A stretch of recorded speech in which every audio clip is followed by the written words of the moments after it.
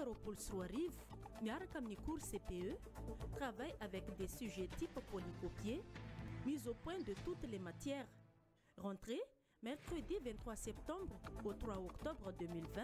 bac A, CD et les troisième vague est le 5 octobre au 17 octobre 2020. Inscription à l'enceinte de l'EPP Fiu à la Rébus Plaque Bardaï en Bouimandam. Et Fazolena Yankuni convocation amni BEPC au amni EPP Fiu. Rami la Fanazavana Fanapun, Antouni 032 46 673 27 034 à 31 992 12 034 à 46 160 46. Mettez votre confiance dans notre expérience. Cours CPE, Manulta Noni Vauvau.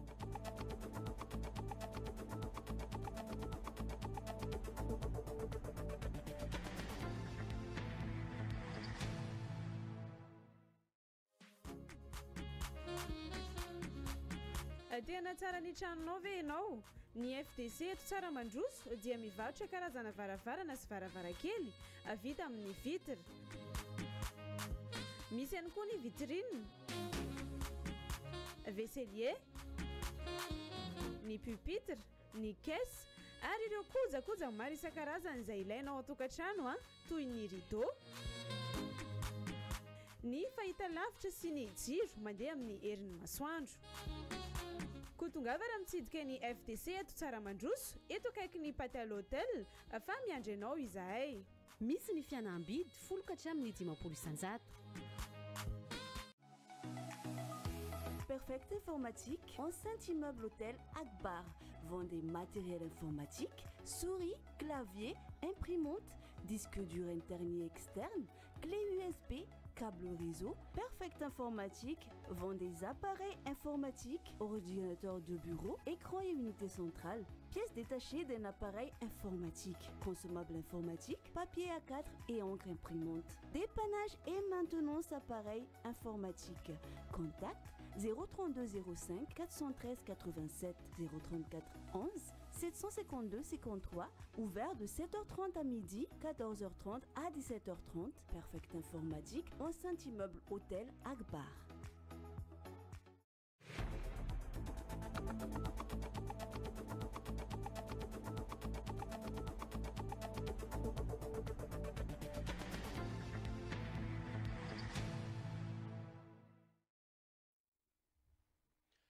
Alatsinainy fa 20 ny volana septambra 20 sy 20 kafalina plasy toko aby no iarahako aminao atao anatin'izao fotoana ny fampalalam-baovao voalohany amin'ity herinandro ity indray ary rabaiko manokana ianao zay manaraka ny tenako amin'ity androany ity tratry ny andro iraisam-pirenena ho amin'ny fahazahoana ny vaovao amin'ny sampandara-panjakana maneran-tany ka dia isan'ny misongadina izany amin'ity androany ity eto Madagasikara moa dia imahajanga no mandray an'izany fankalazana ofisialy izany. Ny ministry ny serasera sy ny kolotsaina Lalatina Andriantongarivo no tonga eto Mahajanga amin'izao fotoana zao mankalaza izany miaraka amin'ny vahoaka ny Mahajanga indrindra fa ny mpanao gazety rehetra eto Mahajanga betsaka ny fandaharam-potoana ho tanterahany ministry ny serasera sy ny kolotsaina. Ny maraina teo ohatra dia tao amin'ny lapan'ny tanàna ny Mahajanga no fionana tamin'ny tompona ndraiky mpanjakana rehetra nanazavana ny volavolany rijan-teny-dalàna mikasika ny zany fahazahoany ny olo-pirenena vaovao misehitry ny asa panjakana izany. Naveo dia nitohy teny amin'ny tranobe ny kolotsaina ny lanonana zay nitary ny ministra ny serasera sy ny kolotsaina ny ona manokana tamin'ireo artiste teto Mahajanga ny ministra sy ny mpanao gazety ihany koa ka tamin'izay no lanora ny vatitsinjo ho an'ny artiste eto Mahajanga rehetra ary ihany koa ny mpanao gazety rehetra teto Mahajanga no nahazo izany vatitsinjo izany. Aveo dia mitohy tamin'ny fitsidihana ny tranobe ny kolotsaina vaovao zay atsangana eny amin'ny maison de la culture amin'izao fotoana izao itohy amin'ny tapakandro ariva moa dia ny fionan'ny ramatoa ministra amin'ny mpanao gazety rehetra eto Mahajanga sy ny tompon'andraikitry ny orinasa serasera eto amintsika anazavana izany volavolana rijan-teny-dalàna izany ary dia mbola itohy ihany koa amin'ny tapakandro ariva eny amin'ny hôtel Roche-Rouge ny fandaharam-potoanan'ny ministra dia ny fionany amin'ny artiste mola volana indray ny fehezan-dalàna mifehy ny artiste eto Madagasikara ka dia akana ny hevitry ny artiste eto amitsika ankoatra zay dia isiany koa ny fitsidian'ny Ramatoa Ministra ny Maison Eiffel eny Mahajanga be eny zay tafiditra anatin'ny vakoka eto Madagasikara. Izay no fandaram-potoana raha atao bango tongana fa dia betsaka ny fandaram-potoana atrehan'ny Ramatoa Ministra ny serasera sy ny kolotsaina eto Mahajanga amin'izao fotoana zao ny tenany sy ireo délégation miarady amin'ny hoarantsika eo arakaraka ny fahavitany faraketana sary mifandraika amin'izay avokoa ny vaovao rehetra izay fa hosantaritsika amin'ny vaovao avy anivon'ny polisy pirenena aloha ny fotoan'ny fampalaram-baovao klasy tokovavy dia ankalaza ny fasiva amin'ny 10 taona ny orenan'ny nametrahana ihany koa ny polisy pirenena teto Madagasikara ny ministera ny filaminam-bahoaka ankehitriny. Ny polisy pirenena eto Mahajanga dia tsy diso anjara amin'ny fankalazana an'izany tsingeritaona lehibe ho an'ny polisy pirenena zany ka dia natomboka anio-maraina teny amin'ny bureau ny polisy pirenena eny Mangarivotra tamin'ny alalan'ny fananganan-tsaina sy ny toromarika nomeny ny talim-paritry ny filaminam-bahoaka eto Mahajanga ary dia narahana tamin'ny hetsika fanomezan-dra ho an'ny olona marary eny amin'ny hôpital be Androva mo tanterahana teny amin'ny bureau polisy avokoa zany rehetra izany fanadediny. Ombambady ny polisy pirenena rehetra teto Mahajanga ny tari ny talim-paritry ny filaminam-bahoaka ny commissaire divisionnaire fanomezan-tsoa nanomera teto amin'ny foibe paritry ny polisy pirenena tafiditra ao anatin'ny fankalazana ny fasiva amin'ny 10 taona ny orenan'ny polisy pirenena teto Madagasikara ny hetsika. Amin'izao fotoana izao ny 30 septembre 2020 zany dia fankalazana ny fahasivy amin'ny 10 taona ny tsingerenan'ny taonan'ny polisy nationale zany hoe 59e anniversaire ny polisy nationale zany ny isa-taona moa zany zay dia manao fankalazana foana na dia misy aza ny amena ara-pahasalamana dia niezaka ihany ny taton'ny polisy nationale ao anatin'izany aty amin'ny Poeny nanao an'izay fankalazana zay amin'ny fomba tsotsotra nefa manana maha-izy anazy dia natomboka androany 9 septembre 2024 amin'ny resaka fanomezan-dra maimaimpona satria ny manome raha dia manome aina noho ny fitiavan-tanindrazana zany dia atao zay ezaka zay mba amonjena ny olona sahirana eny amin'ny hôpitaly sy eny amin'ny toeram-pitsaboana rehetrarehetra any amin'izay fanomezana raha maimaimpona zay. Santatra ambavarano amin'ny fanatanterahana ny fankalazana io ho an'ny polisy pirenena eto Mahajanga izao etsika fanomezan-dra izao ny alarobio avy izao ny ivon'ny fankalazana isy arak'izany ireo karazana etsika maro tanterahany polisy pirenena eto amintsika. Ny fankalazana moa zany dia mbola mitohy ny androany zay fanomezan-dra maimaimpona zay ataon'ny polisy nationale ny amin'ny larobia izao zany hoe ny ivon'ny fankalazana ny 30 septembre dia isy ny azakazaka iarahana ny rehetrarehetra eto Mahajanga amin'ny 9 maraina dia rehefa avy eo isy ny fanadiovana faobe isaky ny toeram-piasany ato amin'ny polisy nationale eto Mahajanga ary ny tolakandro dia isy fanatanjahantena izay iarahan'ny service ao amin'ny stade municipal eto Mahajanga. Marina fa ny polisy pirenena manakaiky ny vahoaka no tanjon'ireo polisy pirenena eto Mahajanga ampandry fahalemana azy ireo ary aro ihany koa ny vahoaka sy ny fananany. Mazava noho izany fa dia tsy ho diso anjara amin'ny fankalazana ny fasiva amin'ny 10 taona ny orena ny polisy pirenena teto Madagasikara ny polisy pirenena eto Mahajanga. Zany fa dia andrasana ny fanatanterahana zay etsika fankalazana izay araky ny nambaran'ny contrôleur général de la police eto Mahajanga zay talim-paritry ny filaminam-bahoaka teo. Tozatsika ny fotoan'ny fampalalam-baovao amin'ny alalan'ny fanadihadiana mendrika dokam-barotra satria dia mitohy hatrany ny ezaka ataon'ny fikambanana ACRT eto Mahajanga amin'ny alalan'ny fanomezana vovon-drano ho an'mponina 1000 izany manodidina ny tanàna ny Mahajanga araka ny vaovao tanteriny Willy Ranomenjanary. Anisan'ny fokotany ny sitraka rano fisotro madio nomeny fikambanana HRT tariny Andriamatoa Afakandro Christian ny fokotany Ambondrona. Maro amin'ireo mponina eny an-toerana no mbola sahirana amin'ny fakana rano fa indrindra ny rano fisotro sy rano fampiasa amin'ny fiainana andavanandro. Ity vovo hitantsika amin'ny sary ity 5 metatra ny alaliny ary vola tsy toko tsy foroana no ahafahana manao vovo tahaka izao. Izany indrindra no nahatonga ny fikambanana HRT nanome ny rano fisotro madio ho an'ny mponina ao amin'ny fokontany ambondrona. Dia misaotra mitafotafo era-po era-saina anazy ary faharoan'izany ato ihany koa andriamatobaina sy le mpiara-miasa aminy dia sy nandry andro sy nandry atoandro fa nanao fikarakaran'izay tena nahafapo sady dia navelom-bolo. Andriamanitra nefa agnampiny soa vitanareo satria amin'ny tian'izay hoe fagnasoavana vahoaka no nataonareo dia endrika soavana marina zay eto satria nahazo rano tena ho viva mihitsy manko ne era-po era-saina tompoko. Andriamanitra amaly soa vitanareo zabizaby araka ny tena eo sy mbola aminay raika eto fandro mbola misy koa ny sasany mety mbola agnano koa dia angataina amin'Andriamanitra ziaby zany misaotra indrindra tompoko. Voalohany dia misaotra ny fikambanana HRT izay nanome rano madio fisotro ho anay izay aty amin'ny secteur de Bismasoa Ambondrona. Manarakaraka an'izay nijaly izay teto fa mino kosa izay fa aorian'ity rano ity izay nomeny ity dia ho afaka ny fijalenay satria ho avy ity ny maintany alavitra be même 6 kilomètre izay maka rano misy any amin'ny 3 kilomètre any vao mahazo rano koa fisaorana no atolotra voalohany indrindra. Manaraka an'izay koa maharaka ny fitenenana hoe manolotra rano manolotra aina ka dia fisaorana no atolotra anay ho an'ny filoha izany fikambanana izany sy ho an'ireo mpiara-miasa aminy. Amin'izay mbola tsisy voaboeto tegna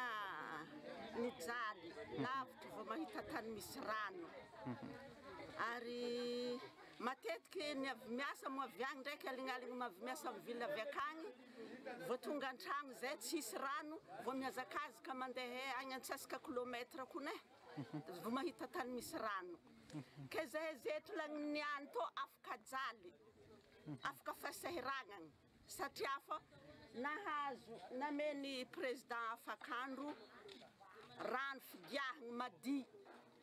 ke mahazo rano zany ma mahazo aigny ke isoragna azy isoragna Zagnahary ary isoragna azy kengany Zagnahary Andriamanitra hagnampy azy mandrakariva hagnome fahasalamagna ho lava velogno sy ny fikambanana hanjara ty hitohiny fa asa soa zay hatanjare ato amin'ny Ambondrona na agny amin'ny fokotany hafa zay mbola mijalijaly rano karaha zay ato zay aloha manomboka ny anto afaka jaly zay ato. Tsy mijanona atreo akory ny fanaovana ny asa soa sy ny fanampiana ny mpiarabelona ataony fikambanana HRT. Mbola mitohy ny asan'ny HRT amin'ny fizarana rano fisotro madio. Anisan'ny lara-pahamena izay eritreretinay atao hatrizay ary hatramin'izao ireo olona mijaly rano fisotro madio. Rehefa tany ampitolovantsika nahita an'ireny fijalian'olo ireny ireo eto Ambondrona de Bismasoa anisany mijaly amin'izany fahitana rano fisotro madio zay. Ireo olo mijaly rano zany no priorité amin'ny fizarana an'izany vovo na rano fisotro madio izany. Azon-drehetra tao no miditra ao anatin'ny fikambanana hanjary raha ty ary tsy manavaka sarangan'olona tsy manavaka antoko politika. Zay ato amin'ny fikambanana HRT zany dia mitaky fotokopian'ny karapanondro dia zay koa zany mbola mila saritapaka roa dia misy droit d'adhésion zany izy io 10 000 francs dia bokeo misy par mois 500 ariary dia io zany tsy hoe zaho tsy mety 10 000 dia hoe zaho tsy afaka hikambanao afaka mikambana satria ty fikambanana HRT ty zany dia mitsinjo vahoaka malagasy satria hitantsika zany fa seranana zo tsy hoe andeha vovo foana zany ro ataony HRT na lalana radonay satria zay hitanay marary amin'ny vahoaka malagasy zany zay hitanay marary anatin'ny fikambanana anay zany iny zany tena ataony fikambanana HRT. Iezaka isandrahaka manerana Madagasikara ny fikambanana HRT fa indrindra ny fanomezana ny rano fisotro madio ankoatra ny distrika ny Mahajanga voalohany hiditra amin'ny distrika ny Mahajanga faharoa izy ireo ary hoany amin'ny faritra Sofia. Vaovao avy anivon'ny fahasalamam-bahoaka kosa indray dia mitohy amin'izao fotoana izao ny fanatanterahana ny vaksiny kotrotro eto Mahajanga renivohitra ka miditra amin'ny andiany faharoa. Ny maraina teo teny amin'ny Tanambasoa Temano no nanaovana fanokafana tamin'ny fomba ofisialy an'ity hetsika fanaovana vaksiny amin'ny kitrotro ity. Wilirany Menjanary.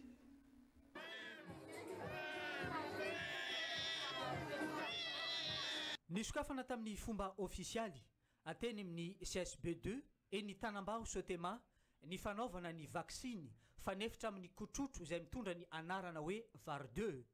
ireo zaza 5 volana hatramin'ny 7 volana no misitraka ny fanaovam-vaksiny ity. Io moa zany a dia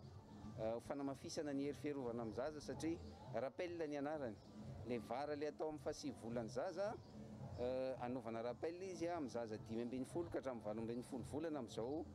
campagne atrehantsika izao izay manomboka androany moa zany ho an'ny Mahajanga voalohany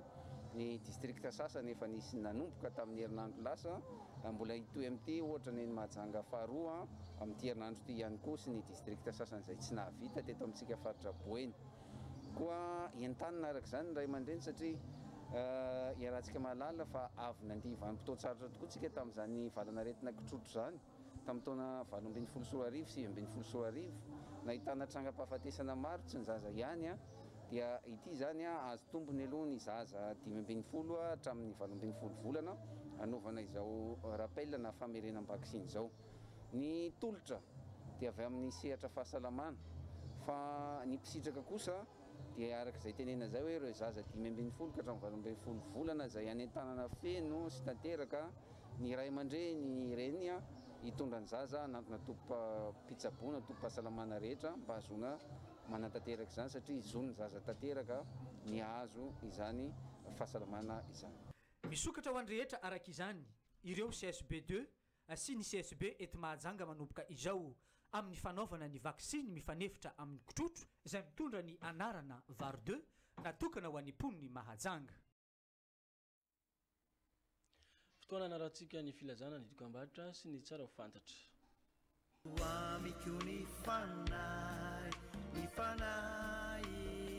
Filazana manjo masindajoany toko faraika ambin'ny folo andiny ny fadimy amby-roapolo tapany by izao no fananganako velona izay mino azy na dia maty aza dia mbola ho velona amin'ny alahelo lehibe no ampandrenesana ianareo avana sy namana rehetra fa niava malalanay arandria mitombo soa François Xavier dia nantsony ray nody any aminy rehefa nivahiny 12 taona teto an-tany doany amperinasa izay niasa tany Vohemar. Ny manao ny filazana dia ny rainy rakoto François Xavier, ny reniny Ravauhita Hélène, ireo ray tampo aminy Rivotina Richard Jean Bosco sy ny vady aman-janany, rakoto vao François de Paul sy ny vady aman-janany, rasoan'Irina Thérèse Noëlla sy ny vady aman-janany, ralay mavo Hélène Risson Francis sy ny vady aman-janany, rakoto malala Justinien Christian Régis sy ny vady aman-janany, ratsara Zanabola Eugénie Patricia mianadaindreniny, razafy mahatratra Dieudonné, Randriandroamana Betsileo Jean-Marie. Ny toerana misy ny razana dia ao amin'ny tranony ray aman-dreniny ao Tsaramandroso ambany eo akaiky ny fiangonana Anglikanina na en face ny hôtel Mirindra. Ity ny solon'ny fampandrenesana ho an'ireo izay tsy tratra antso noho ny hafenondrano be loatra. Misaotra tompoko.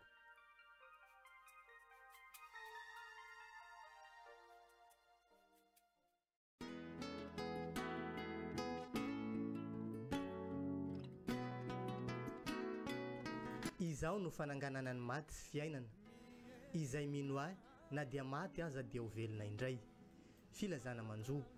amin'ny alahelo lehibe no ampandrenesanay fianakaviana anareo avana tapaka sy namana ny mpiara-mivavaka aminy ao amin'ny Pentécôtiste Mitambatra sy ireo mpino ary ny mpiara-monina ao Andranomavo fa i pasteur Rasolofinirina Jean Chrysostome dia nantsoiny iray ody any aminy omaly maraina rehefa nivahiny 12 taona teto an-tany. Ny razana dia ao Mahatsinjo secteur 3 hoy ny vadina velany Rasoanirina Oby Sitraka Olive, ny zanany Fandresena Jaspi Eli Valisoa, ny reniny Razana Miadana Suzanne, ny rafozany Fidèle Mivady, ny mpiray tampo aminy sy ireo mpiray tampo amin'ny vadiny ary ireo avana any ampitan-dranomasina any Fransa sy any Mayotte. Ny razana dia hoentina hiakatra ny talata riva ho any Ankadikely Ilafy. Ialana tsiny ho an'ireo izay tsy tratrantso noho ny hafenondrano be loatra. Ity no solon'ny fampandrenesana. Misaotra indrindra ho an'ireo mpiara-mivavaka ao amin'ny Ekara Masimbavy Terezy sy ny Korala Amboaram-piderana ary ny Fokotany Mahatsinjo.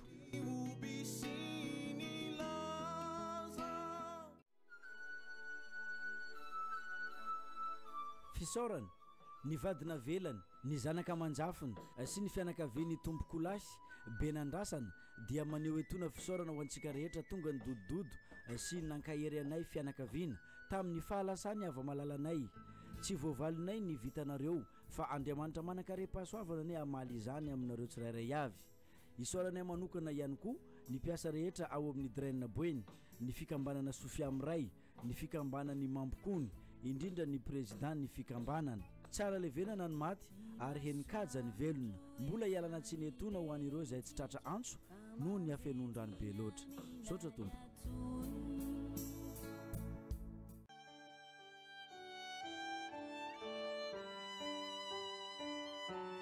fisaorana ny zanany ny finantony ny zafiny ary ny fianakaviana rehetra dia manao fisaorana ho antsika rehetra izay tonga nanontrona sy nampahery azy ireo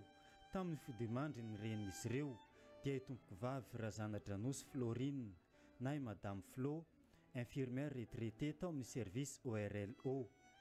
tsy ho vavalinay fianakaviana ny nataonareo taminay fa ilay Andriamanitra manakare-pahasoavana ane no anonitra izay rehetra nataonareo taminay isaorana etoana ny synodam-paritany boina vaovao ny FJKM ziona famonjena ny FJKM Jerosalema vaovao ny FLM tsara mandroso ny fokotany mabibikely sy ny mpifanila bodirindrina rehetra ary ny fikambanana misy ao an-toerana ny mpiara-miasa rehetra amin'ny zanany sy ny vinantony ny fianakaviana rehetra avy any Antananarivo Ankazobe Amboromalandy Amparilava Marovoay Antanimasaka ary ny eto Mahajanga ny ray fikambanana amin'ny zanany sy ny vinantony ary ny mpiaramonina tamin'ny tompoko vavy teo aloha avy amin'ny fokotany hafa ialana tsiny indrindra tompoko ho an'ny havana sy ny namana tsy voalaza noho ny afenondrano be loatra misaotra tompoko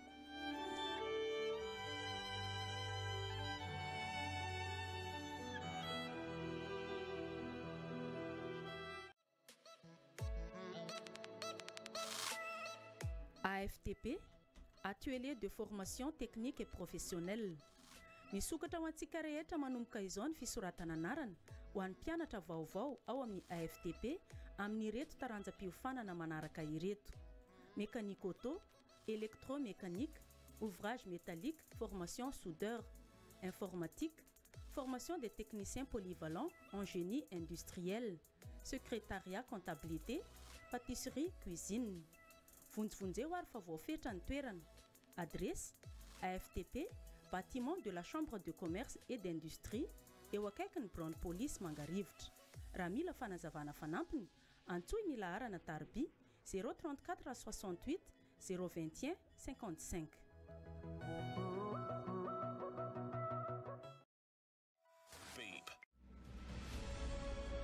Betsaka ny loko vokany eto Madagasikara fa ny peinture marque Safira sady gamme no tsara. Ao amin'ny Kenkeriso dia ahitanao peinture à l'huile misy natao hoe prime huile.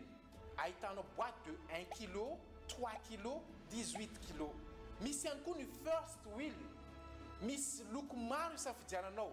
Zay ahitanao boîte de 1 kg, 3 kg, 18 kg. Tsy adinontsika ny anti-rouille marque Safira. Ahitanao boîte de 1 kg, 3 kg, 18 kg. Ireo dia loko vokarin'ny Kenkeriso ho antsika sady marque Safira. Masotomy vidy sy mampiasa ary io. Kenkeriso, le plaisir de construire. Mandravahiny ny fotoan'ny fampalalam-bavato klasy tompoko vavy amin'ny setry ny fampianarana arakasa sy teknika avy eo amin'ny CFP Jaira eto Mahajanga ramatorasoary malala Céline izay atale mpitantana an'izany toeram-piofanana izany no vahintsika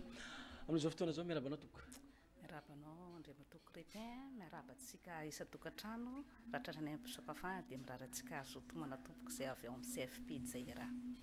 Iny raha tokony hoe izay androany no fotoana natokana hidirana ho an'ny andiany manaraka ho an'ny mpianatra eo anivon'ny sekoly misy ianareo. Misy ny fiovana kely manahoana izay madama? Araka efa hitantsika amin'ny tsenam-panatahana zany androany fahavalo amby roapolo ny volana septambra 2024 no fidirana andiany voalohany ao amin'ny CFP Jaira. Dia noho ny fandaminana zany satria amin'izao amenaraha-pahasalamana zao zany dia nasiana ny lamina tanteraka ao amin'ny CFP Jaira. dia ny première vague miditra androany zany a dia ho an'ireo mpianatra ny safidy anao spécial dia ny ho an'ny mpianatra ny safidy normal kosa zany a dia nahemitra amin'ny fahavalon'ny oktobra amin'ny herinandro ambony fa le mpianatra ny safidy anao spécial zany a no manomboka androany. Ia, miresaka an'izay hoe normal spécial madame, inona mampiavaka izy roa reo? Ao amin'ny CFP Jaira zany a dia misy filière roa miavaka tsara, dia ny filière informatique sy ny filière langue étrangère toy ny française, anglaise, italiana. Na ny informatique zany a dia narana ny Windows Word, Excel jusqu'à amin'ny internet nouveau 1, misy ny spécial dia misy koa zany nouveau 2 zany le nouveau avancé. Dia Windows, Word, Excel jusqu'à amin'ny internet ary multimédia sy ny PowerPoint zany no inaranao. Dia misy koa ny spécial amin'izay a dia misy normal.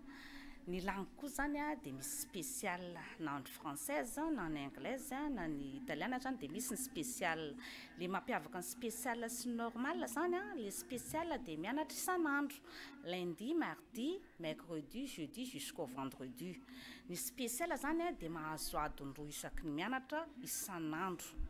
Ho an'ny informatique koa zany a mianatra isan'andro zany le spécial. Fa ho an'ny cours normal zany a dia 3 fois par semaine, lundi, mercredi, vendredi. 2 heures de temps par séance, fa ny normal zany 6 heures de temps par semaine. Ny spécial zany 10 à 12 heures de temps par semaine raha ilaina.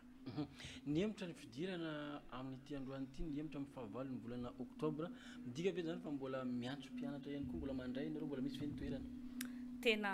ho antsika ray aman-dreny zany aza mbola misalasala fa mitongava isoratra anarana ho an'ny zanakao satria andiany voalohany ho an'ny spécial noditra androany le 28 fa ny cours normal zany a fahavalon'ny oktobra 24 mbola misy ny toerana sazany zanakao aza misalasala fa mbola vonona andrainareo zany zay ao avy amin'ny CFP Jaira ary anomeny tsaratsara kokoa ho an'ny rehetrarehetra ka aza misalasala tsika ray aman-dreny. Eny ary betsaka ny CFP misy eto Mahajanga, eto Bohina fa inona mety mampiavaka ny Jaira manokana? Ny CFP Jaira zany a centre de formation professionnel agréé par l'État. Ho antsika ray aman-dreny ianao tanora aza misalasala re tongava misoratra anarana ao amin'ny CFP Jaira fa tena tsy diso safidy ianao satria ny CFP Jaira zany ara-panjakana tanteraka ny diplôme azo aorian'ny fifanana nefa tsy misy ny écolage. Zay zany ny toetra ray mampiavaka ny CFP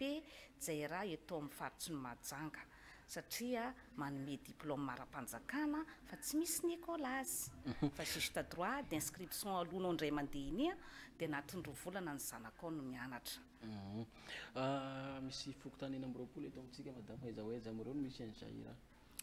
Ny ahitana ny CFP Jaira zany ao amin'ny fokotany Tanambao, Ambalavato. I raha vao tonga amin'ny stationnement total tsara mandroso ianao dia mora hita be le CFP Jaira na koa miantso numéro téléphone 032 71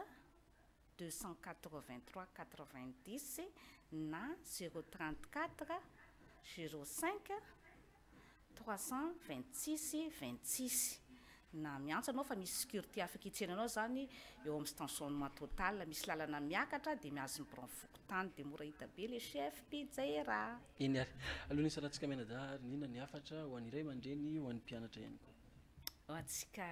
mponiny Mahajanga mbola vonona ary tena mbola vonona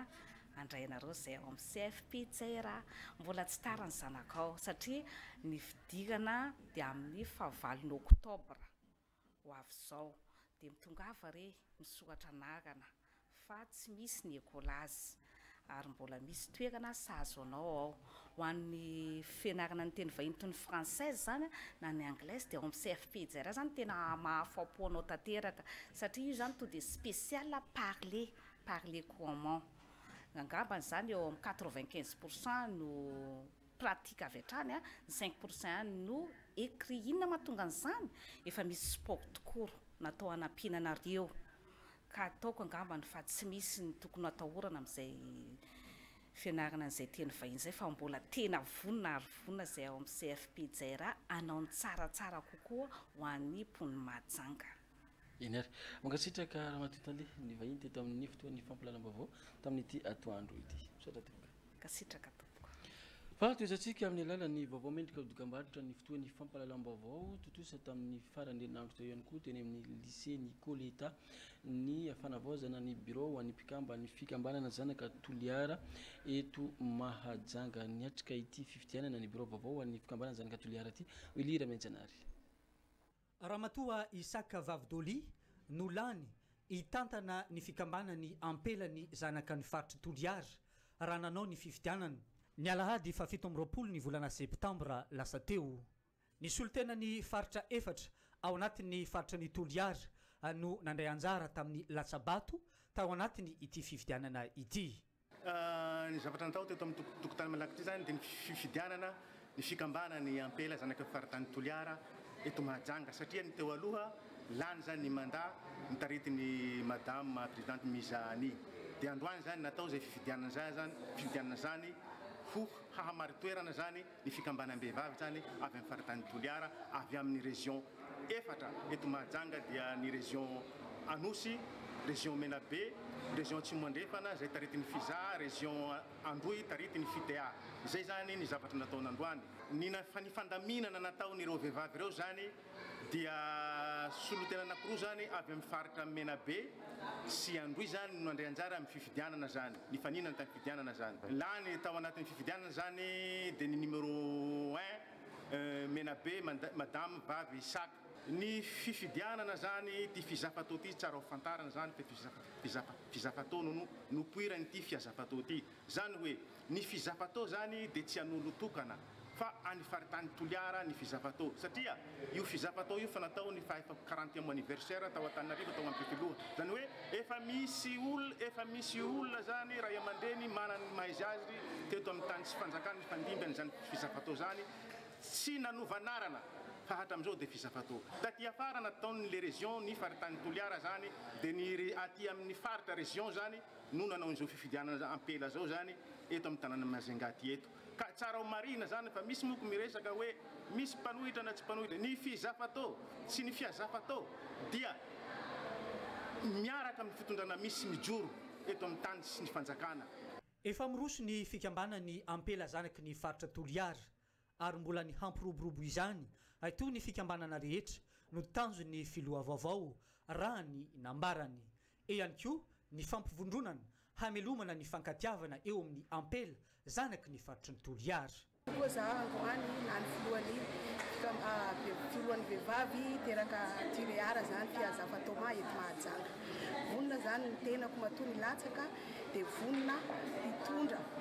ampiatra ny mangarahara tanteraka amin'ny fikambanana hanarina ny lesiko izay efa nisy teo aloha izay nampisidisadisan'ny mpikambana maro ka eto aho dia tsy halala barakan'ireo olona ny fidy ahy fa vonina hanao izay tratra ny heriko ampiroborobo ny fikambanana toy indreo fikambanana rahavavy maro misy eto Mahajanga. Mila ara-pahamena moa zany indrindrandrindra amin'ny fampandrosoana zany zavatra imasoanay satria teo aloha zay somary natoritory dia hiezaka zany amohandreo namana zay mbola matory amohan'izay mbola matory dia ho tonga mba samy hanatevin-darana ohatran'ny talohandray zany ny fikambanana. Dia le resa-bola moa zany iny tsy maintsy atao mangarara tanteraka mba hahatongavan'ilay olona maro satria miankina amin'izay ihany fikambanana amin'ny fikambanana. Tao anatin'ity fifidianana ity roa ireo vehivavy ny latsaka ho fidiana ho filoha tao anatin'ny fifidianana. Araka izany dia rivotra vaovao sy ny fanantenana vaovao no apetraky ny ampela ny zanaky ny faritra Toliara ao anatin'ity fikambanana ity. Zay mahakasika an'iny fa hoarosoantsika indray ary ny filazana ny dokambarotra sy ny tsara ho fantatra rehetra mahakasika ny zava-misy eto Mahajanga. Ny vadina velan'ny tompokilahy Rasolondraibe Hubert Jacques sy ny zanaka manjafiny ary ny fianakaviana rehetra dia maneho hetona ny fisaorana ho anareo namana sy tapaka rehetra tonga ny dodidody tamin'ny fanotronana ny fahafatesan'ny tompokilahy. Andriamanitry ny fiadanana anie hitay anareo rehetra. Misaotra tompoko.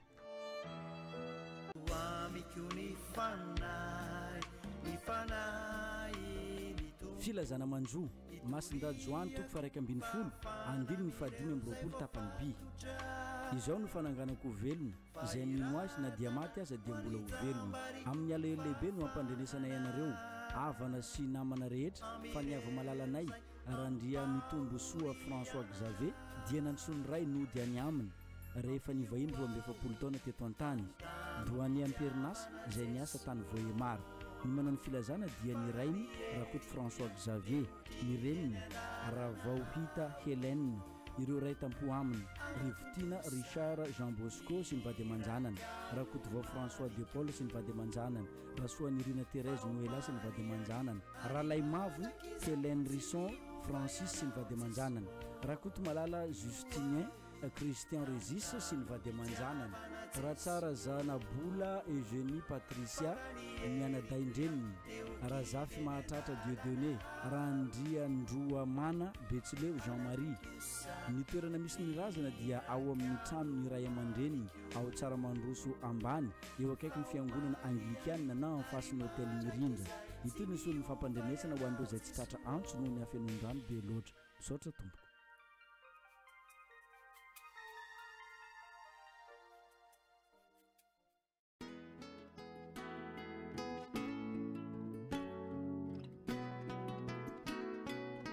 Izao no fananganana ny maty sy fiainana izay mino ahy na dia maty aza dia ho velona indray filazana manjo amin'ny alahelo lehibe no ampandrenesanay fianakaviana anareo avana tapaka sy namana ny mpiara-mivavaka aminy ao amin'ny Pentécôtiste mitambatra sy ireo mpino ary ny mpiara-monina ao Andranomavo fa i pasteur Rasolofinirina Jean Chrysostome dia nantsoiny iray ody any aminy omaly maraina rehefa nivahiny 12 taona teto an-tany. Ny razana dia ao Mahatsinjo secteur 3 hoy ny vadina velany rasoany Rina Oby Sitraka Olive ny zanany Fandresena Jaspi Eli Valsoa ny reniny razana miadana Suzanne ny rafozany Fidèle Mivady ny piray tampo aminy sy ireo piray tampo amin'ny vadiny ary ireo avana any ampitan-dranomasina any Fransa sy any Mayotte. Ny razana dia hoentina hiakatra ny talata riva ho any Ankadikely Ilafy. Ialana tsiny ho an'ireo izay tsy tratrantso noho ny hafenondrano be loatra. Ity no solon'ny fampandrenesana. Misaotra indrindra ho an'ireo mpiara-mivavaka ao amin'ny Ekara Masimbavy Terezy sy ny korala Amboaram-piderana ary ny Fokotany Mahatsinjo.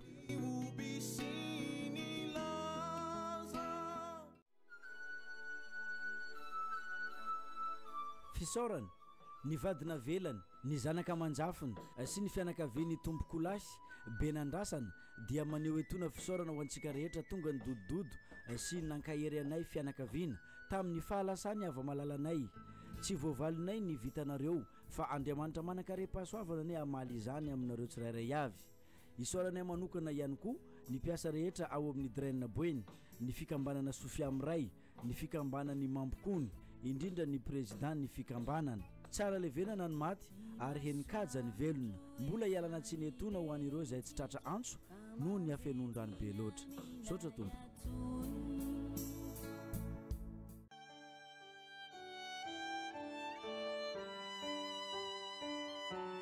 Fisaorana ny zanany ny finantony ny zafiny ary ny fianakaviana rehetra dia manao fisaorana ho antsika rehetra izay tonga nanontrona sy nampahery azy ireo tamin'ny fodimandry ny renin'izy ireo dia i tompoko vavy Razana Dranosy Florine na i Madame Flo infirmière retraitée tao amin'ny service ORLO. Tsy hovavalinay fianakaviana ny nataonareo taminay fa ilay Andriamanitra manakare-pahasoavana ane no anonitra izay rehetra nataonareo taminay. Isaorana etoana ny synodam-paritany Boina vaovao, ny FJKM Ziona Famonjena, ny FJKM Jerosalema vaovao, ny FLM Tsaramandroso, ny Fokotany Mabibikely sy ny mpifanila Bodirindrina rehetra ary ny fikambanana misy ao an-toerana, ny mpiara-miasa rehetra amin'ny zanany sy ny vinantony, ny fianakaviana rehetra avy any Antananarivo, Ankazobe, Amboromalandy, Amparilava, Marovoay, Antanimasaka ary ny Eto Mahajanga, ny ray fikambanana amin'ny zanany sy ny vinantony ary ny mpiaramonina tamin'ny tompoko vavy teo aloha avy amin'ny Fokotany hafa. Ialana tsiny indrindra tompoko ho an'ny havana sy ny namana tsy voalaza noho ny afenondrano be loatra. Misaotra tompo.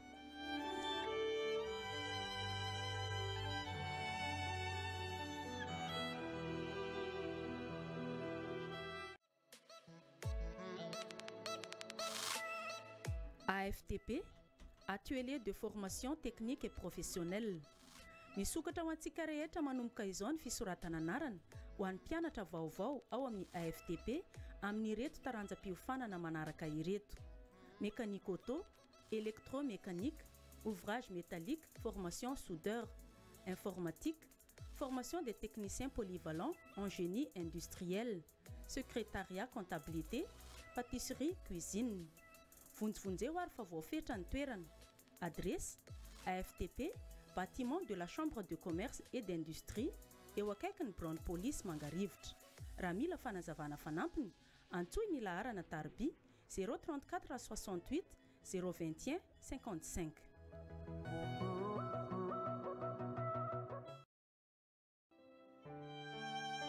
Ny vadina velan'ny tompoklay Rasolondraibe Hubert Jacques sy ny zanaka manjafiny ary ny fianakaviana rehetra dia maneho etoana ny fisaorana ho anareo namana sy tapaka rehetra tonga ny dodidody tamin'ny fanotronana ny fahafatesan'ny tompoko lahy. Andriamanitry ny fiadanana anie hitay anareo rehetra. Misaotra tompoko.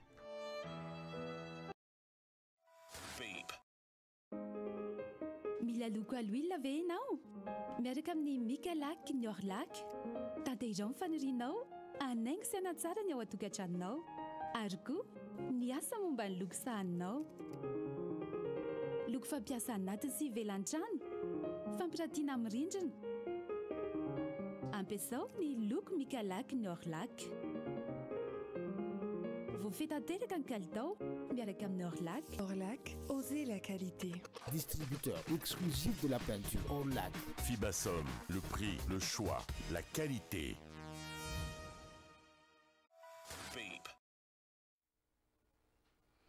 Fa araka natsidika tany amboalohany dia mandalo eto amintsika amin'izao fotoana izao ny ministry ny serasera sy ny kolotsaina.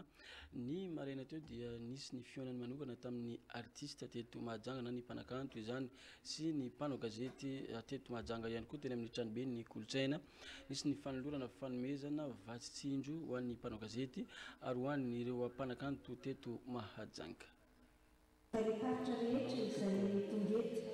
fa mifinatrika sy fangahita amintsika rehetra isika mpiara-miasa ny ministera ny serasera sy ny kolotsaina Andriamatoa Bentanana. Isika mpiravavy, mpianadahy, mpiray-tam-po eo amin'ity sehatry ny asa fanaovana gazety sy eto amin'ny resaka zavakanto sy ny kolotsaina ihany koa, tompovavy sy tompolahy. Marina loatra ny teny filohalefitry ny olavitra ny mpanao gazety teo hoe efa ela ny andrasana isika teto Mahajanga na ny teto amin'ity faritry Boeny ity tao anatiny izay hoe mba ho vojery sa tsy ho vojery ny fitondram-panjakana izay. Ny zavatra azoko hanomezatoka anareo na ny artista na ny mpanao gazety dia raha misy anisan'ny sehatra tsy mba adiny ny filohan'ny repoblika dia isika artista sy isika mpanao gazety. Fantatrareo tsara ny fifandraisany amin'izany artista izany, fifandraisany antsika mpanao gazety. Ary raha miezaka rehetra izay atao amin'izao fotoana izao dia afaka miteny anareo mpanao gazety sy mpanakanto tsy ampiambambany fa sambany tao anatiny izay fitondrana rehetra ny fanjiby no voajery tahaka an'izao ny artista sy ny mpanao gazety. Fa hatramin'izay dia marina loatra ny teny filohalefitry ny antenera-pirenena teo ohatra. Rehefa misotro ronono ny artista dia zay tsy misy dia mijery loatra, tsisy dia mahatsiaro. Na mbola tsy misotro ronono ary izy moa vitsy ihany no tena mba hoe fahatsiarovana sy fijerena azy. Fa ankehitriny dia ezaka manokana no ataony fitondram-panjakana amin'ny alalan'ny ministera ny serasera sy ny kolotsaina manao anosata ny feny artiste io izay iloanantsika anio arivo ao amin'ny hôtel Roche izay tsara sady ihany any mafisako ny fiantsona antsika rehetra araka ny fanasana izay efa natao. Fa ao isika no ahalala bebe kokoa ianareo samba no misy hoe mametraka fiainana sosialy ho an'ny artiste artista izany ny fitondram-panjakana mametraka hoe rehefa misotron'olo reo artista ireo dia mba ho aizy inona no mba isitrahana mametraka ihany koa hoe satria ny zavatra misy a rehefa marary ny artista dia manao antsoafy dia manao tsipaipaika dia zay manome dia manome dia sahirana mandrakariva ny artista rehefa sendrana aretina fa rehefa mipetraka io statut les artistes io zay mametraka protection sociale maro a zay tsy mbola misy raha tsy amin'izao tsika ny teny izao ary ezaka manokana ataon'ny ministera ankehitriny izany sy ny fitondram-panjakana ankehitriny dia misy assurance na fiantohana ho antsika artiste ka rehefa marary dia tsy mitady vola etsena intsony fa raisy ho artiste io assurance io an-tanana ny fitsaboanantsika ohatran'izany koa rehefa retraité na misotron'olo samba ny mbohi ny amin'ity rehefa lanitsika ny statut des artistes io no isy artiste isitraka n'izany protection sociale izany eto Madagasikara ohatran'ireny hoe misy knapsa ireny rehefa miteraka ny vehivavy ohatra na vehivavy artiste na misy aretina ohatra mety mahazo ny lehilahy artiste dia misitraka n'izany protection sociale zany tsy ary misy nanao an'izany raha tsy tia fitondrana ankehitriny ny zavatra ny ankoatran'izay ihany koa izay mety tsy voaresaka loatra amintsika dia omena sata mahatianina zany na statut professionnel izany hoe manana zany hoe anareo artiste dia tsy olona intsony fa ekena ho asa loatra ny asa rehetra izay asa na artiste izay ity fitondrana ity ihany koa nanao amin'izany ary hanao amin'izany miaraka aminareo dia ny tena tanjona dia hoe satria ny zavatra misy zay no mbola iainana izay mampalahelo tokoa rehefa ninona mety ataontsika hoe laza ilay artiste dia rehefa lefa ny lazany dia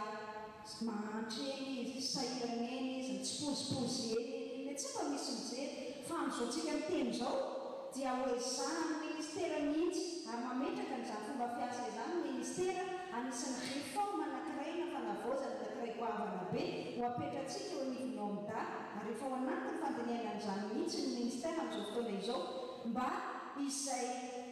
œuvre hoy ny filazantsika azy na ny zavakanto zany na ny kanto zany izay forononareo artiste mandrapikipo ny masonareo dia andraisanareo vola fa tsy misy hoe izay mety mahitahita ihany mandray vola be ao aminao midady ny sasany tsy mahitahita dia tsy mba mandray vola fa tena misy ezaka bavana be mihitsy mba ho velon'ilay ary na ilay kanto izay ataony ny artiste malagasy zay ny tanjony ity ministera ankehitriny ity ary sorako sahady ny fifanandohantsika ny ariva satria ahafahantsika mamoaka n'izay etaetanareo izay mizara n'izay ataontsika hoe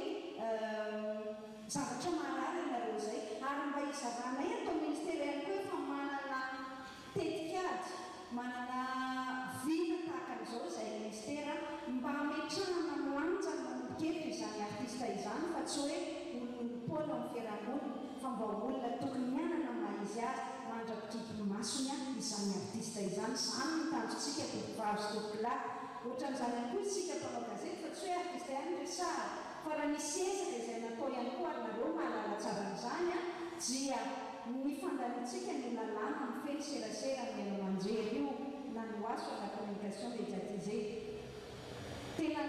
natao miavaka mihitsy hoe teto amin'ny faritry boely nanaovantsika ny telanonana ity sy ny feonantsika ny tolakandro ampahafantarana anareo satria izay ny fanampy ny fanomezantsika tokony fanomezantsika dia ny hoe hoy anareo tamin'izany fotoan'izany lantsika nanao consultation nanakahevitra teto hoe ny tena zavatra ilainay dia mba ho fantatra ireo ampilafy mampiatra ny lalàna ilay lalàna ny featsika satria zareo tsy manala ilay lalàna dia lasa manao ny foana raha sanatria misy hiakaratsika amin'ny fitsarana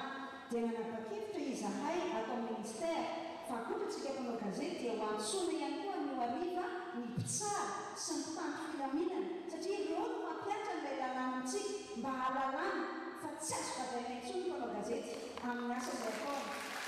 apetratsika satria izay zavatra lehivivatsika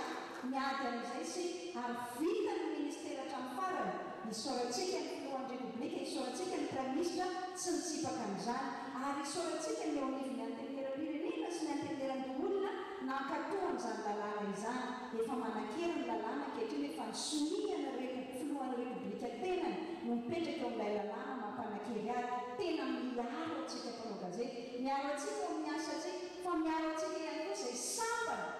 no misy amin'izany tao anatin'ny lalàna hoe misitraka fanamorana mihetra isan-karazany tsika mpanao gazety misy avantage fiscaux maro ao anatin'ny lalàna io izay izao mpitantana ny ministera ankehitriny izao no nanao azy ary efa lasa lalàna izany zany hoe azotsika mpanao gazety isotrahana raha mampiditra entantsika na dictaphone na caméra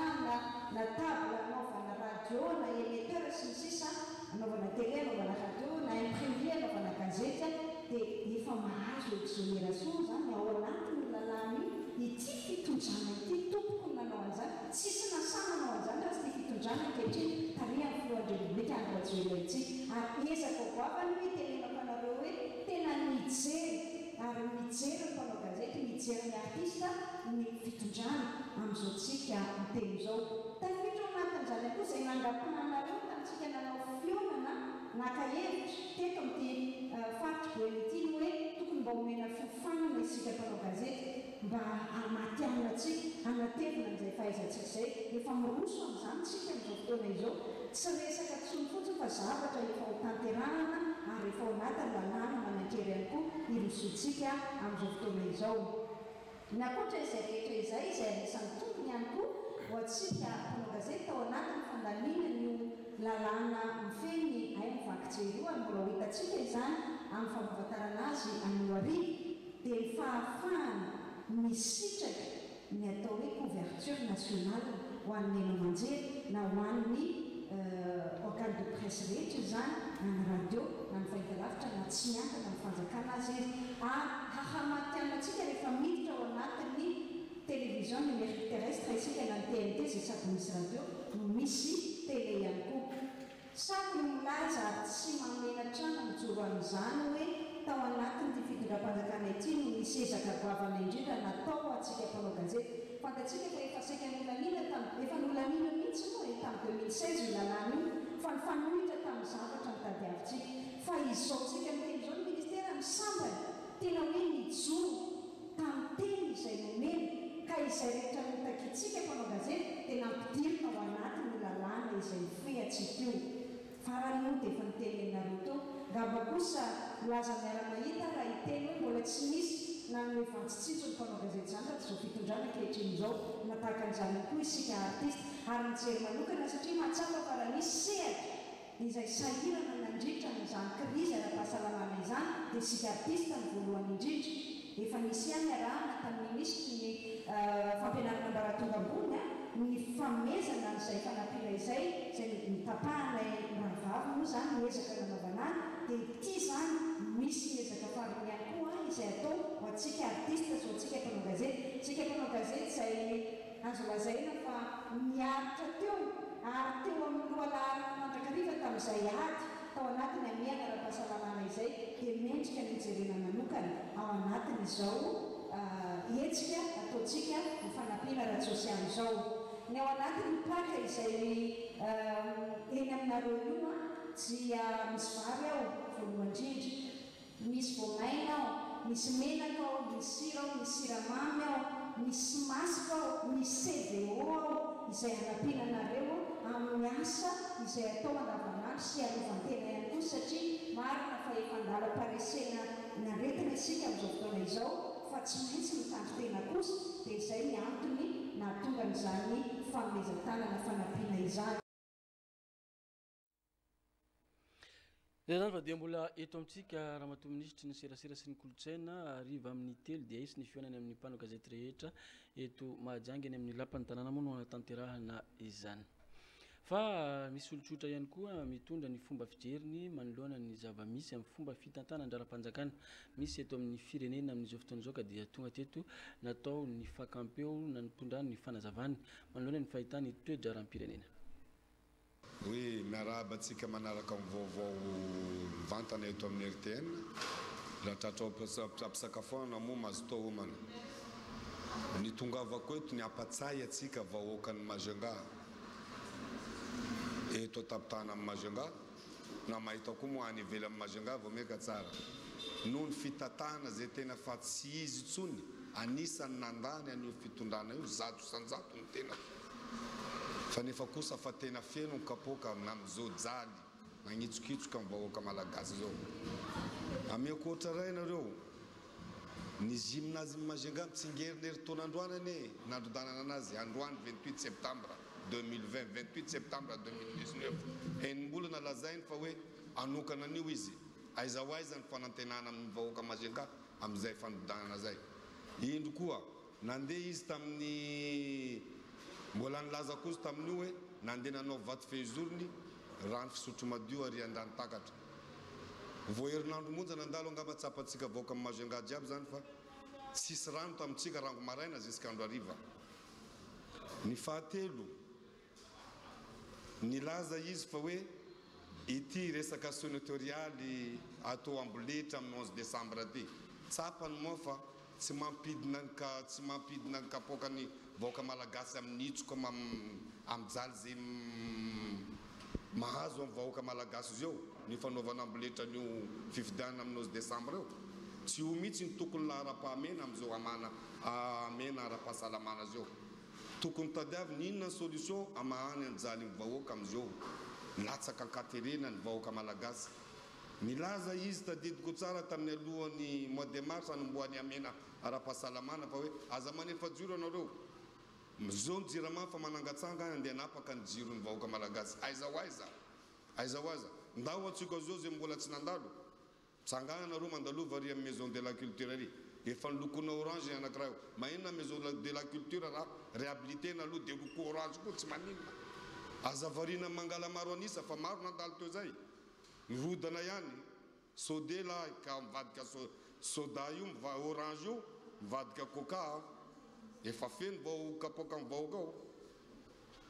zay angamba niavatra monsieur le président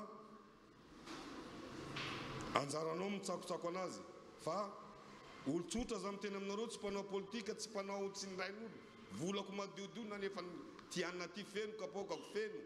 feno foko mahita ny fitatahana tsy mety ma tsy hidirako any amin'ny faritany sasany zay tsy hitako any Antsirabe fandripalemana tsy milamina andro atoandro be zao hidirana mpivarotra telefôny na robaina ravaina tranon'olona tamatavy ravaina tranon'olona any ampianaratso engane eo devant hôtel de ville maizika mipototra ny afo jiro mazava lalana lokaloka aiza hoaiza garotieranay angaty tsisy olona malala aminay eto garotieranay le fasana tsy haiko kesy unique zay tsy mila an'io kesy unique naroa verenoa fa zay manefa mavita mitatana an'io hatram'izay nandeha tsara an'io teo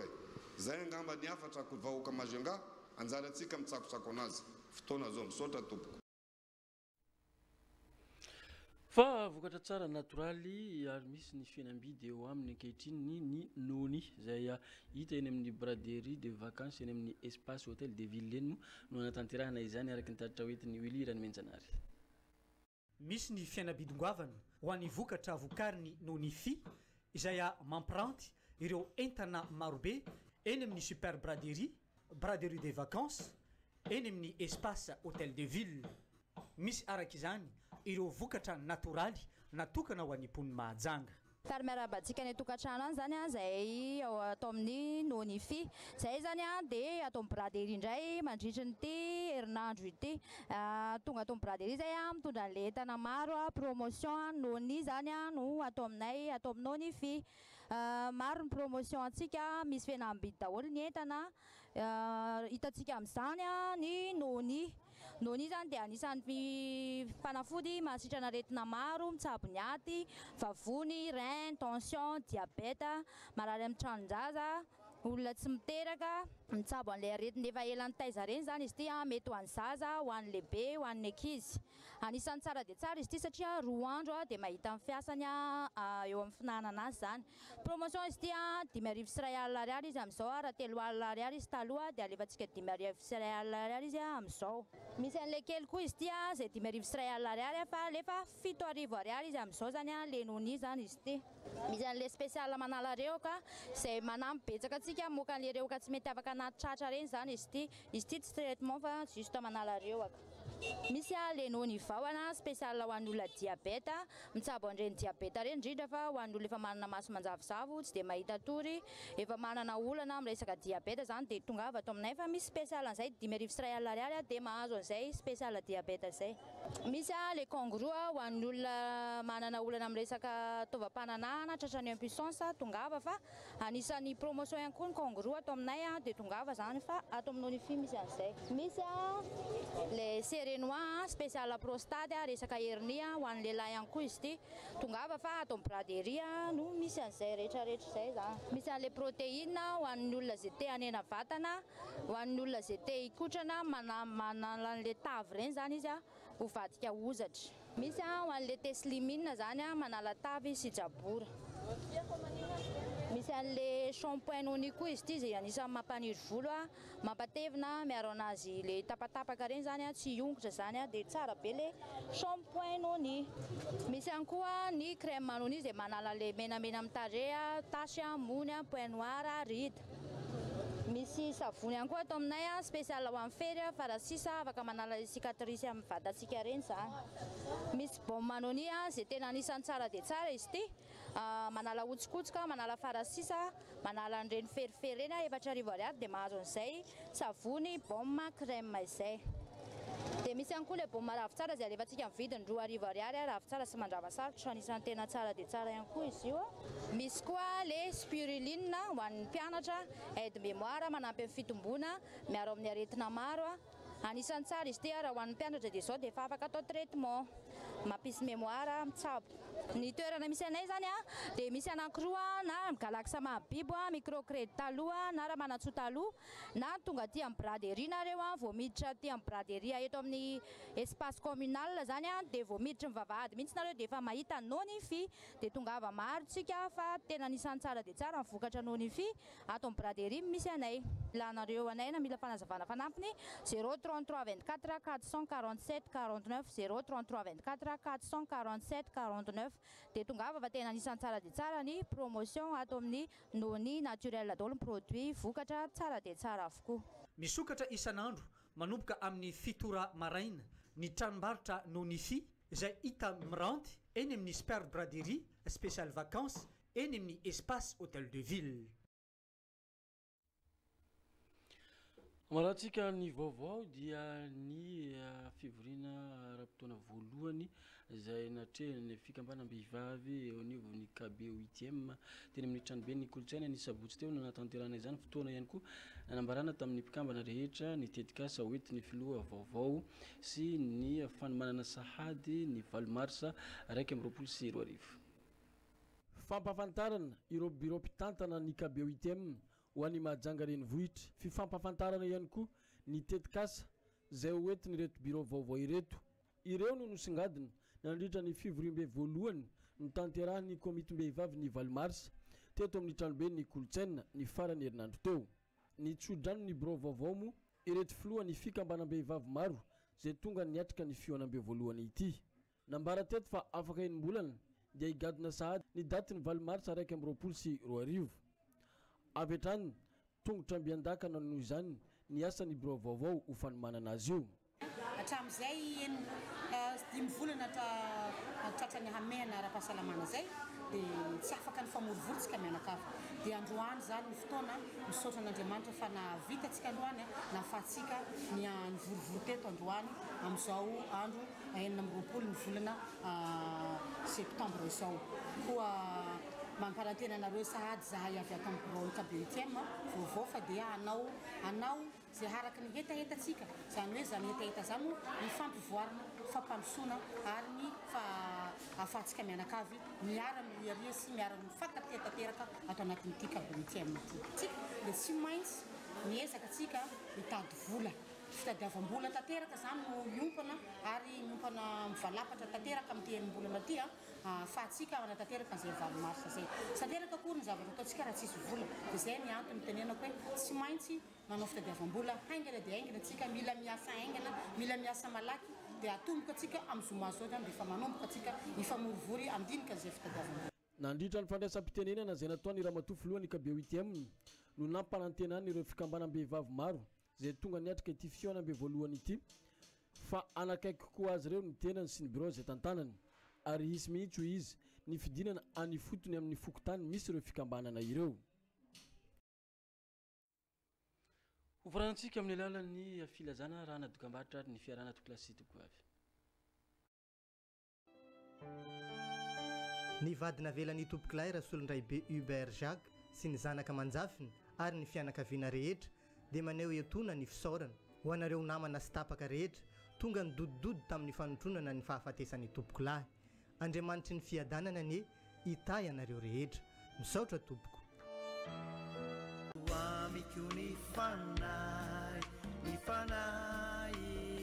Filazana manjo masindaty joany toko fa 120 andiny ny fahadimy amby roapolo tapany by.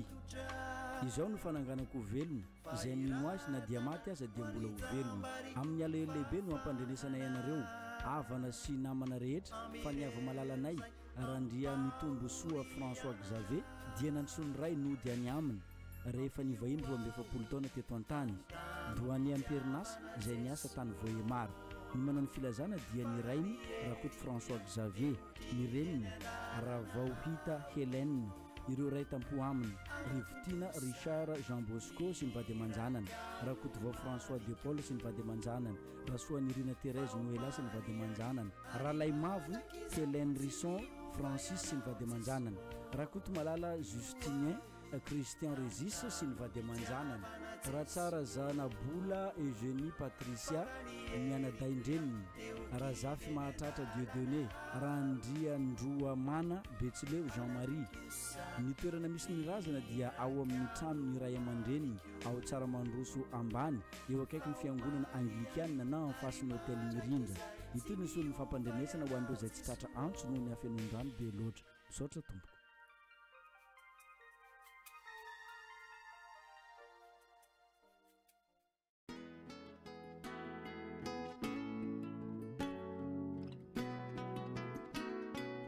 Izao no fananganana ny maty sy fiainana izay mino ahy na dia maty aza dia ho velona indray.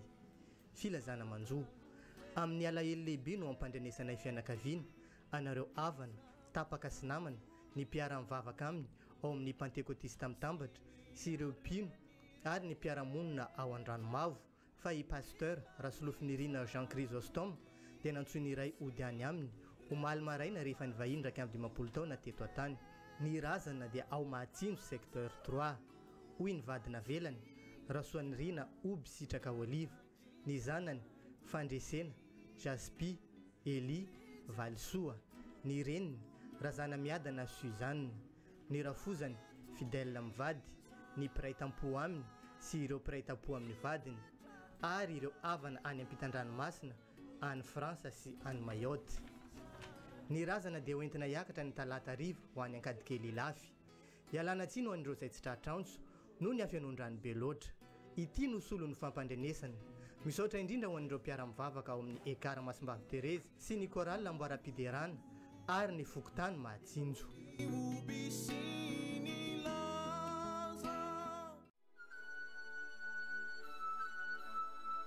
Fisaorana ny vadina velany, ny zanaka manjafiny sy ny fianakaviany tompokolasy Benandrasana dia maneho etona fisaorana ho antsika rehetra tonga ny dodododo sy nankahery anay fianakaviana tamin'ny fahalasany ava-malalanay. Tsy voavalinay ny vitanareo fa Andriamanitra manankarepasoavana ny amaly izany aminareo tsirairay avy. Isaoranay manokana ihany koa ny piasa rehetra ao amin'ny Draine Boeny, ny fikambanana Sofia Amiray, ny fikambanany Mampokony, indrindra ny président ny fikambanana. Tsara levenana ny maty ary henikajany velona, mbola ialana tsy netona ho an'ireo izay tsy tratra antso noho ny hafenondrano be loatra. Misaotra tompo.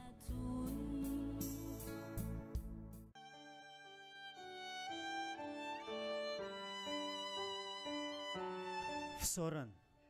ny zanany, ny finantony, ny zafiny ary ny fianakaviana rehetra dia maneho fisaorana ho antsika rehetra izay tonga nanontrona sy nampahery azy ireo tamin'ny fidimandry ny renin'izy ireo dia tompoko vavy Razana Dranosy Florine na i Madame Flo, infirmière retraitée tao amin'ny service ORLO. Tsy ho vavalinay fianakaviana ny nataonareo taminay fa ilay Andriamanitra manankarepasoavana ne no anonitra izay rehetra nataonareo taminay. Isaorana etoana, ny synodam-paritany boina vaovao, ny FJKM Ziona Famonjena, ny FJKM Jerosalema vaovao, ny FLM Tsara Mandroso, ny Fokotany Mabibikely sy ny mpifanila bodirindrina rehetra, ary ny fikambanana misy ao an-toerana, ny mpiara-miasa rehetra amin'ny zanany sy ny vinantony, ny fianakaviana rehetra avy any Antananarivo, Ankazobe, Amboromalandy, Amparilava, Marovoay, Antanimasaka ary ny eto Mahajanga, ny ray fikambanana amin'ny zanany sy ny vinantony, ary ny mpiaramonina tamin'ny tompoko vavy teo aloha avy amin'ny fokotany hafa. Ialana tsiny indrindra tompoko ho an'ny havana sy ny namana tsy voalaza noho ny afenondrano be loatra. Misaotra tompoko.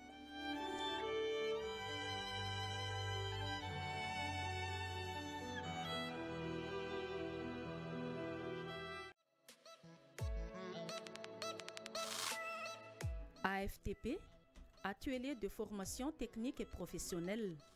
Misokatra ho antsika rehetra manomboka izao ny fisoratana anarana ho an'ny mpianatra vaovao ao amin'ny AFTP amin'ny ireto taranjam-piofanana manaraka ireto: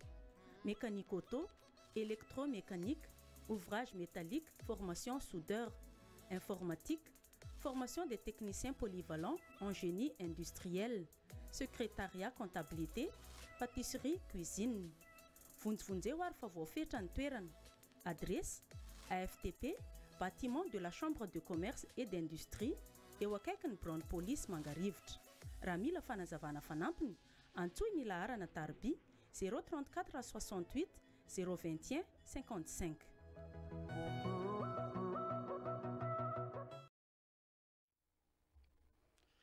Dia mikatona tokolasy tokoavy ny fotoan'ny fampahalalam-baovao makasitraka anao niaraka tamiko hatramin'ny farany makatela ihany koa rena namako mpiara-miasa rehetra na ny mpanao gazety indrindra ny teknisiana nampita feo sy ny sary tany ny tokatranao tany mametraka ny mandrapitafa